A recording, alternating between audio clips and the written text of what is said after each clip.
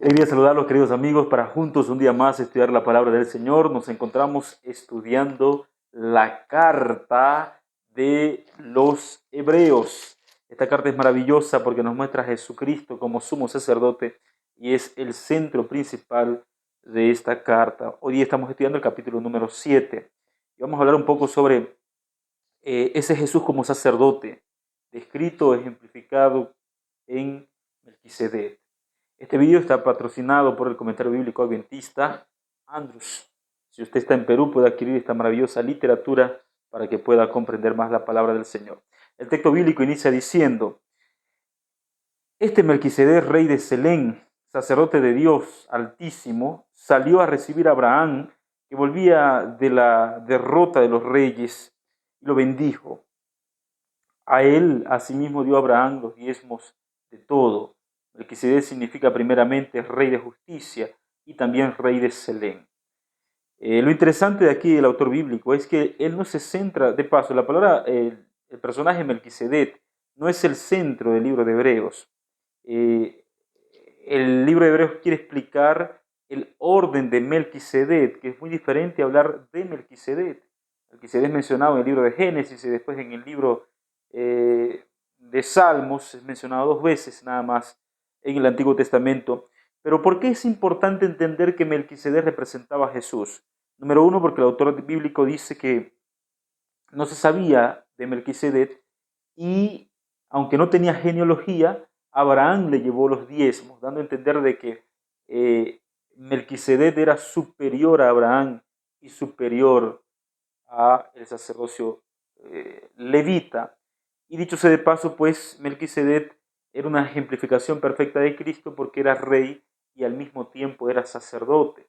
Hay muchos escritos y mucha especulación sobre Melquisedec, ha sido un tema a través de los años de discusión de los rabinos, pero bueno, nosotros nos limitamos solo a lo que dice el texto bíblico y donde la Biblia guarda silencio, nosotros también guardamos silencio. El texto bíblico continúa diciendo: nada se sabe de su padre, ni de su madre, ni de sus antepasados, ni tampoco del principio, ni fin de su vida. Y así, a semejanza del Hijo de Dios, permanece sacerdote para siempre. Entonces, el objetivo del autor bíblico es explicar que Melquisedec era un símbolo de Cristo Jesús, un Jesús que es rey y un Jesús que al mismo tiempo es sacerdote porque intercede por nuestros pecados. Considerad, pues, cuán grande era este a quien Abraham, el patriarca, dio diezmo de botín. Ciertamente los que de entre los hijos de Leví reciben el sacerdocio tienen mandamiento de tomar del pueblo los diezmos según la ley y decir de sus hermanos, aunque estos también sean descendientes de Abraham, pero en cuya genealogía no es contada entre ellos. Tomó Abraham los diezmos y bendijo al que tenía las promesas. Versículo 7. Y sin discusión alguna, el menor es bendecido por el mayor. Entonces, el objetivo del autor bíblico es explicar que si Abraham le lleva los diezmos a Melquisedec, es porque Melquisedec es mayor o superior a Abraham. Y ciertamente reciben los diezmos hombres mortales, pero allí uno de quien se da testimonio de que vive. Y por decirlo así, en Abraham pagó el diezmo también Levit, que recibe los diezmos. Entonces él está diciendo que tanto Levit como Abraham dieron diezmos para Melquisedec, dando a entender de que Melquisedec es superior tanto de Abraham como de los levitas o el sacerdocio levítico. Es interesante, queridos hermanos, queridos amigos, que en otra parte el autor bíblico continúa mencionando, versículo 10, porque aún estaba en las entrañas de su padre cuando Melquisedec le salió al encuentro. Y pues la perfección fue por el sacerdocio levítico, bajo el cual recibió el pueblo la ley, ¿qué necesidad habría aún de que se levantara otro sacerdote según el orden de Melquisedec y que no fuera llamado según el orden de Aarón? Pues cambió el sacerdocio, necesario es que haya también cambio de ley.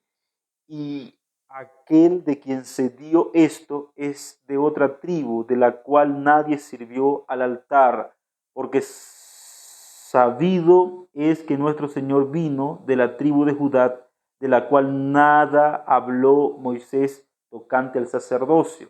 Entonces explico el texto. El autor bíblico está mencionando que así como no se conocía la genealogía de Melquisedec, tampoco se conocía la genealogía de Cristo. De paso, Cristo no vino de una familia de sacerdotes como normalmente venían todos los sacerdotes y se había convertido en algo hereditario que iba de generación en generación. Entonces, ¿quién mejor que Melquisedec para ilustrar que así Jesucristo vino por nosotros como nuestro gran sumo sacerdote, como nuestro maestro, como nuestro rey y como nuestro Señor? Continuamos con el texto bíblico. Y esto es aún más evidente si a semejanza de Melquisedec se levanta un sacerdote distinto, no constituido conforme a la ley meramente humana, sino según el poder de una vida indestructible, pues se da testimonio de él.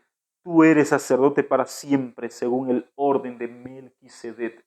Entonces Jesús, aunque no vino de una familia de ricos, aunque no vino de una familia de sacerdotes, aunque no vino de una genealogía conocida por todos, Jesús vino para redimir y salvar al hombre de sus pecados, y esa analogía está utilizando el autor bíblico para referirse al sacerdote de los sacerdotes, al pastor de los pastores, al líder de los líderes, al rey de los reyes, al señor de los señores, que es Cristo Jesús.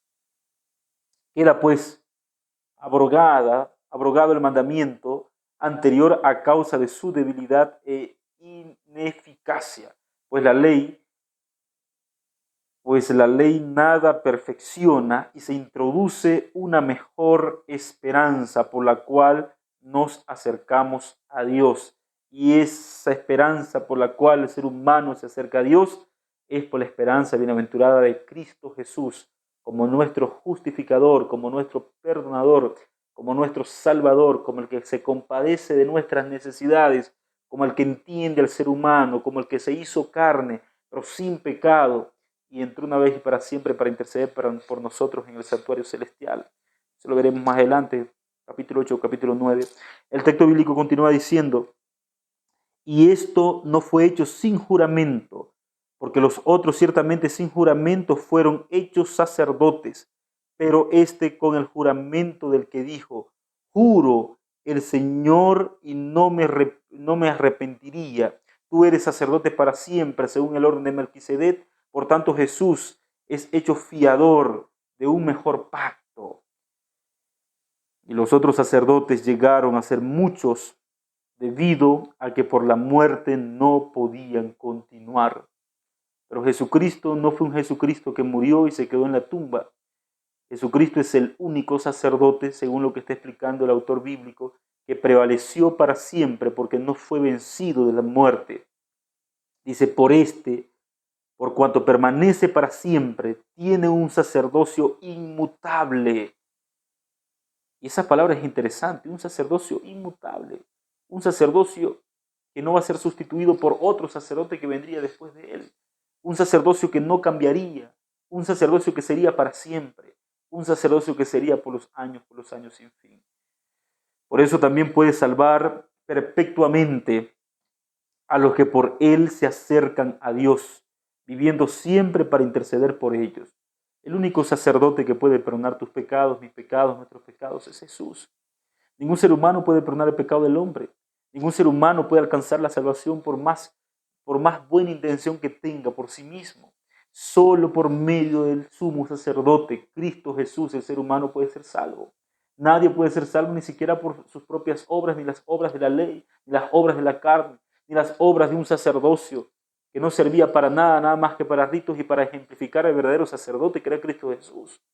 Ahora, el autor bíblico está presentando eso cuando dice en el versículo 26, tal sumo sacerdote nos convenía santo, inocente, sin mancha, apartado de los pecados y hecho más sublime que los cielos, que no tienen necesidad cada día, como aquellos sumos sacerdotes, de ofrecer primero sacrificios por sus propios pecados y luego por los del pueblo, porque esto lo hizo una vez y para siempre, ofreciéndose a sí mismo. Y esto fue exactamente lo que hizo Cristo Jesús por nosotros.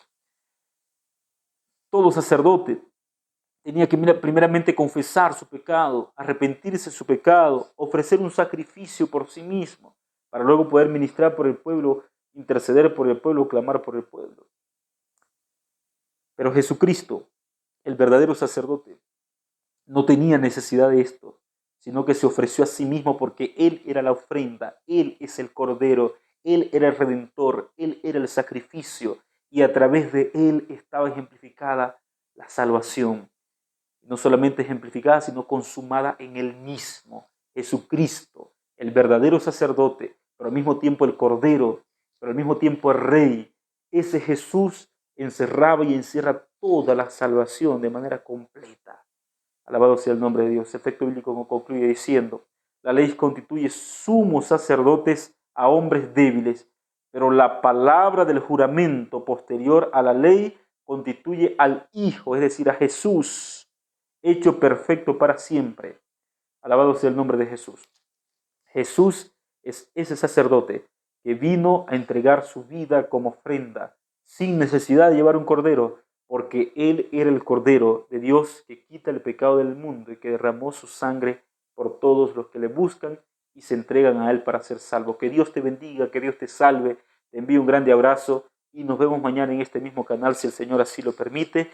Incline su rostro ahí donde está y vamos a hablar con Dios. Gracias, Padre, porque eres nuestro sumo sacerdote, el cual nos limpia de todo pecado y nos permite encontrarnos contigo para salvarnos a través de la sangre del Cordero que eres tú. Pedimos que por favor nos limpie y nos salves en esa sangre en el nombre de Jesús. Amén.